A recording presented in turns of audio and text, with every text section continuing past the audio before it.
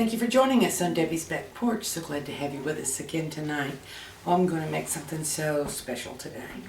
I'm going to make cheese blintzes. And if you're not familiar with cheese blintzes, they're a sort of a crepe with a cream cheese and ricotta cheese filling.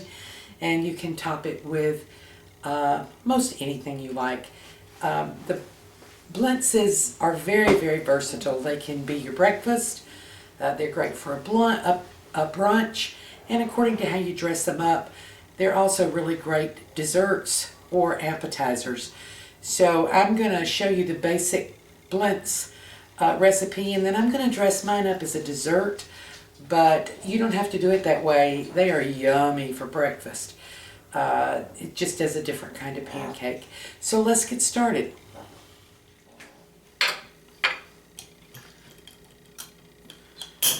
Well, here we start. We're going to start with the actual crepe batter. And this is pretty close to the cheese latke recipe that I've showed you before. It's a little bit different. So I have 3/4 cup all-purpose flour. Have a half teaspoonful of baking powder. And a half teaspoonful of salt. And we're going to sift those together.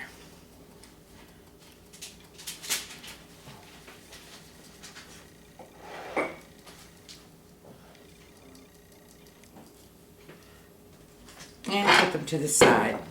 Then our liquid ingredients. This is 1 cup of ricotta cheese.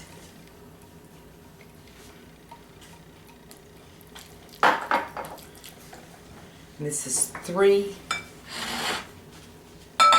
large eggs. And this is a teaspoonful of vanilla. And then 2 tablespoons of Splenda.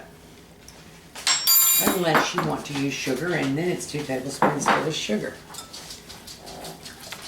Now I have to the side here a 1/4 cup of buttermilk, but I'm going to wait till the very end to use that. So we're going to mix this up really well.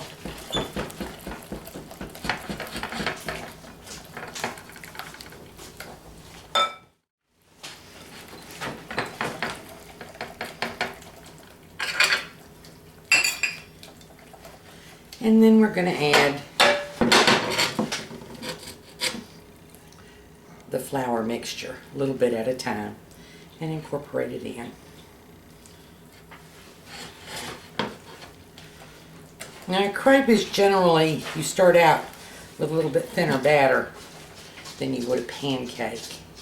Because we want to be able, number one, we want to make it very thin so that we can manipulate it and fold it and roll it. That's why I held off on the buttermilk, because I don't want to get it too thin.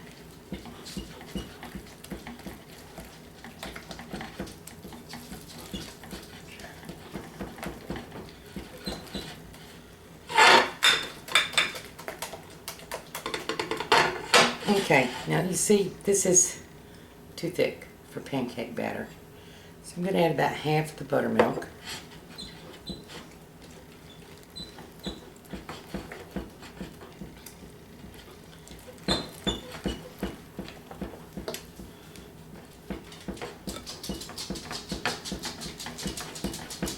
And it's going to take it all. And the rest of the buttermilk.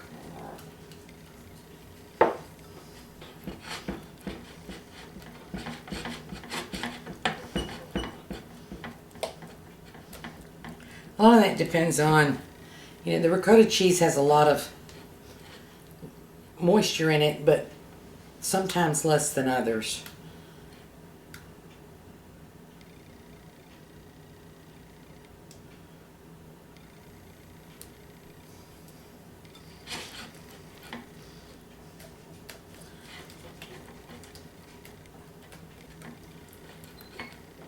Well,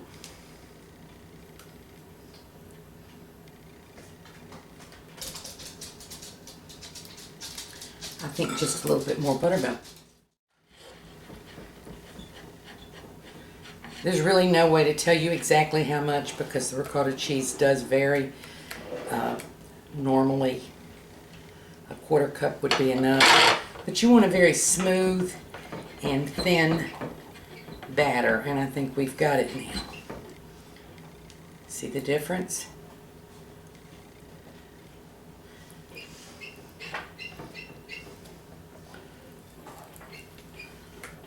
Okay, we're going to cook up the crepes before we actually make the filling. So let's move over to the stove. Okay, you will see here that I have a cast iron skillet. Now, most of the time when you see a recipe for crepes or for Blintzes or whatever, they're going to tell you to use a crepe pan, and if you have a crepe pan, you should use a crepe pan. I don't have a crepe pan. I use cast iron for everything. And it works just fine. You'll also see where most recipes call for a cooking spray, Pam or the like. I also don't use that. I have a paper towel and I have put some oil on it, and I'm oiling the pan just that much. Now, when making crepes, your heat is important. I've had this pan on very, very, very low heat. I think you can see what a low heat that we have there. And I'll turn it up just a little bit now that we're actually getting ready to cook. The way you test it for the right temperature is you drop a little batter on it. If the batter skips and runs, or a drop of water, then you have the heat too high. If it starts to sizzle, it's just right. What we've got right now is it'll be ready to sizzle in about a minute. So I'll come back. Okay, now if you take this little dot out, you can see that it has browned on one side. Not a lot, but a little bit. So our pan is hot enough. I have butter melting in a pan back here. I have a bowl, and I have a little brush. I have everything ready to go. So 1/3 cup of the batter into the just barely warm, barely hot pan.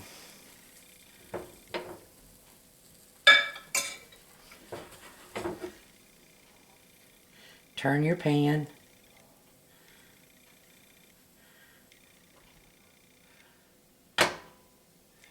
And let it spread out.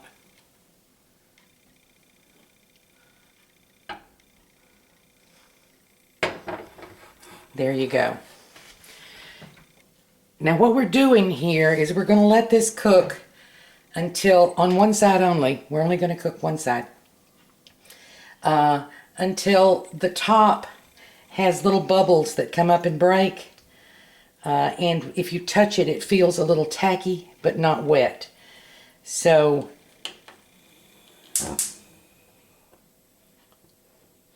we want to keep that temperature. I've got it set on 2.5 out of 9. So as in so many things in the kitchen, patience, patience. Okay, I've moved this in a little bit and added some light so you could see what's going on here. You're just starting to get the little bubbles to break. But this is still,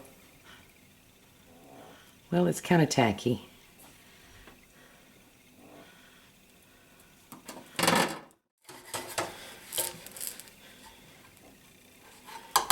Okay, we're not brown on the back yet.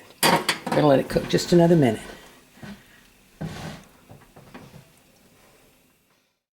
Okay, here we go.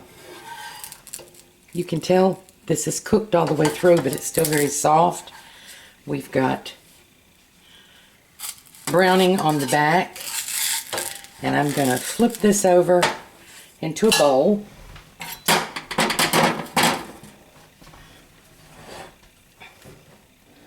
And butter the cooked side.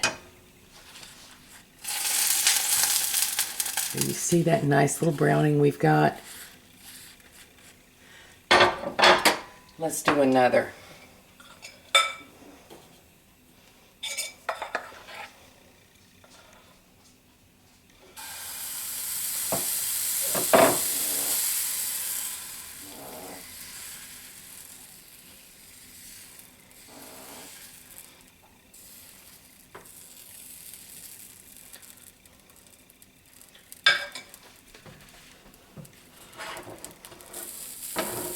And you flip it around and around.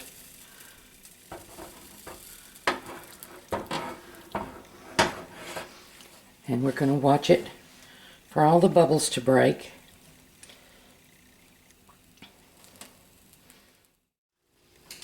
Well, I'd like to show you the texture where you see the bubbles bursting.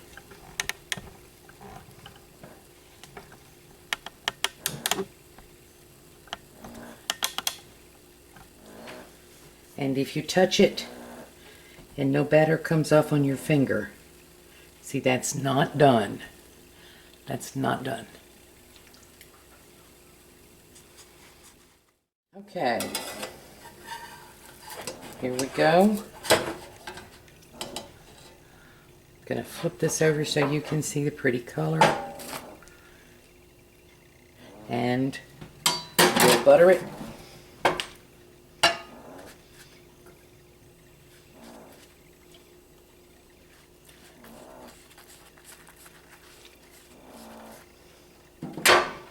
And we'll be back. Okay, I'm taking out the last one. This gave us 7 or 8. I'm sorry, I don't remember exactly which.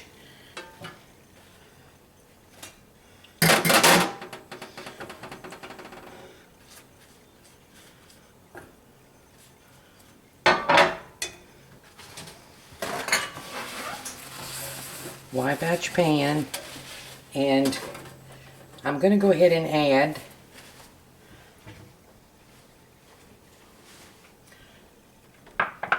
a little bit of oil and let it be heating. That's probably 1/4 cup using the same pan. I've got it on low heat. We'll be back. Okay, now we're going to make our filling. I have here an 8-ounce package of cream cheese. I let it come to room temperature so that it would be soft. I have here a cup of ricotta cheese.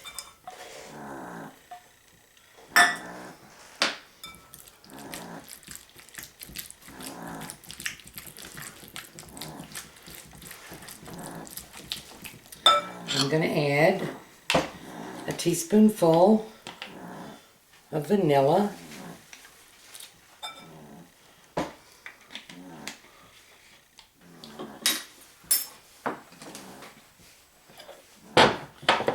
Two tablespoons full of Splenda, and yes, you can use sugar.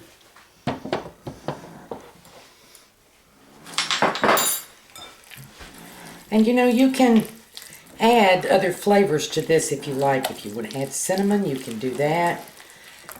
If you want to add mint, which actually is pretty good, you can do that. If you want to add a fruit flavor, orange or lemon, you can do that. Those will be good.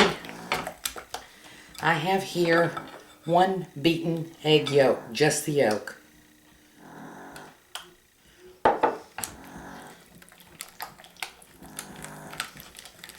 You can do this in your mixer if you like.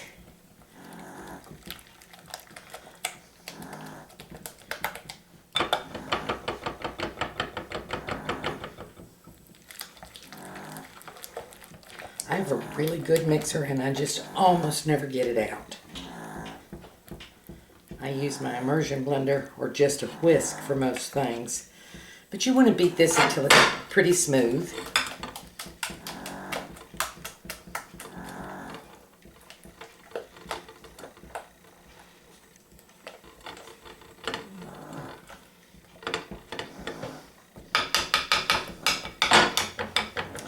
And there you go.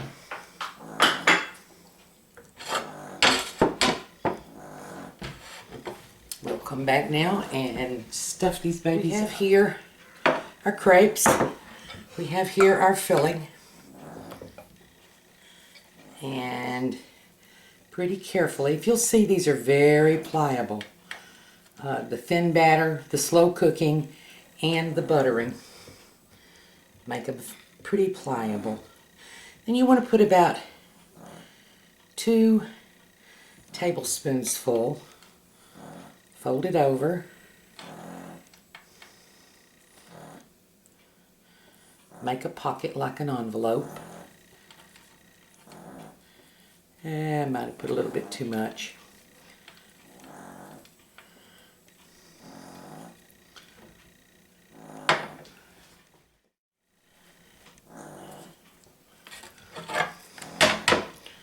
I'm going to put just a little bit less.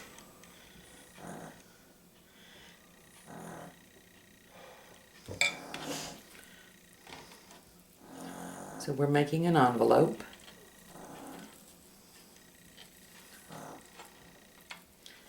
These are kind of oily to handle because I buttered them. Now, at this point, if you're making a head, these can be put in the fridge, and this last step can be done later. So if you're expecting guests and you want to use these as appetizers, or if you want to have them for dessert, that one tore. We're not going to use it.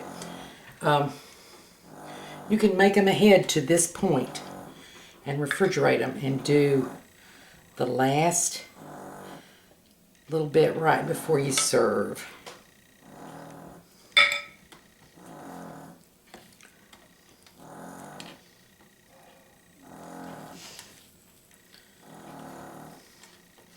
Okay, some of that's probably going to come out. We're going to move over to the frying pan now. I have the heat medium low. Let me check it.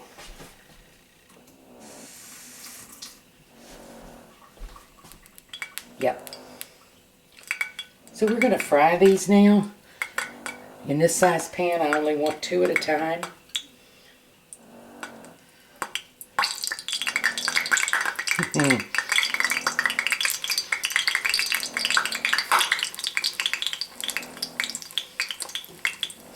And we're just going to get them good and hot all the way through.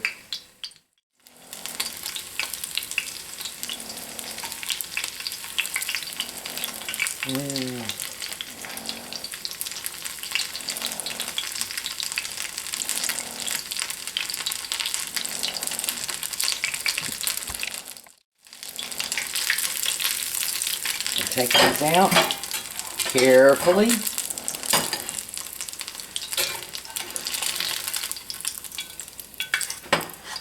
Well, here you have it, cheese Blintzes.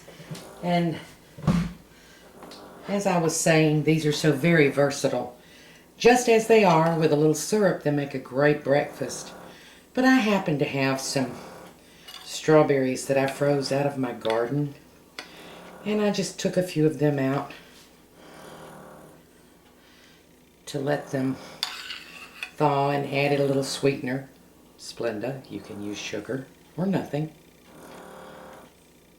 And I just thought those would be so wonderful on top of my Blintzes. And then, if you were with me in an earlier video, I made some low carb whipped cream. And so there you have, from breakfast to dessert. Moderately low carb. Of course the crepes have flour, but not a whole lot of flour.